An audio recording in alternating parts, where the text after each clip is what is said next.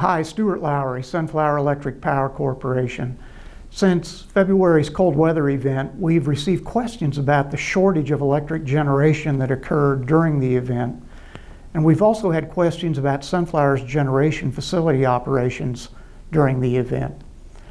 In earlier videos, I mentioned the Southwest Power Pool, or SPP, as being the regional transmission organization to which Sunflower belongs.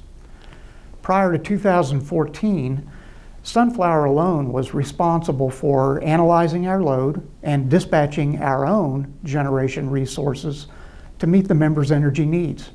It was a self-supply approach, and when our members' load required more energy than was available on the system, Sunflower contacted other electric providers to arrange for power purchases. In 2014, that changed. The SPP created, and now they administer, an energy market that is responsible for matching generation to electricity demand across an entire 14-state region that includes the state of Kansas.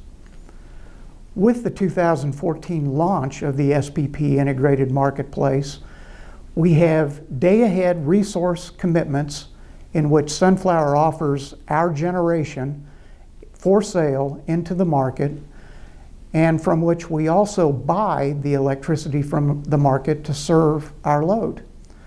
These transactions are made a day in advance based on our system's estimated electricity demand and the availability of generating resources, our supply. With reliability as its primary focus, the SPP then determines which available generating units in its 14-state region should run for both reliability and maximum cost effectiveness.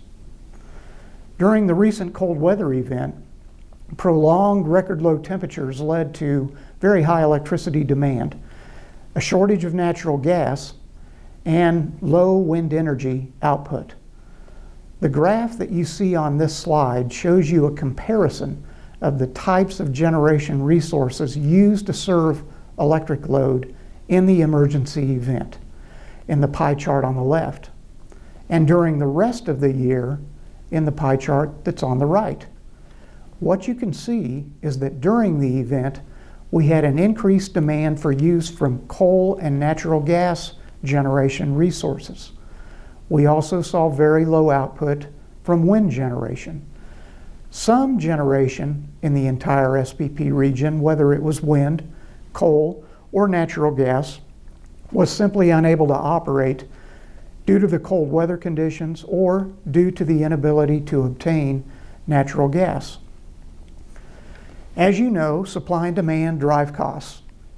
And when the historic cold weather pattern caused a shortage of natural gas, most of which was used for home heating, but some of which was used for power generation, the price of natural gas soared. Not just a little, a lot. In a 7-day time frame, the price of natural gas spiked from around $3 per MMBTU to $999 per MMBTU. The SPP 14-state region hit a new winter peak of 43,661 megawatts on Monday, February 15th at about 9 a.m. The good news is that our being a part of the Southwest Power Pool gave us access to energy across the entire 14-state region, and that helped us keep the lights on. Put another way, our generation helped our neighbors' generation helped us. I would also like you to know that Sunflower's generation assets, the system owned by your cooperative and ultimately by you, performed very well during the cold weather event and not only helped keep the lights on, but also offset some of the high costs in the market.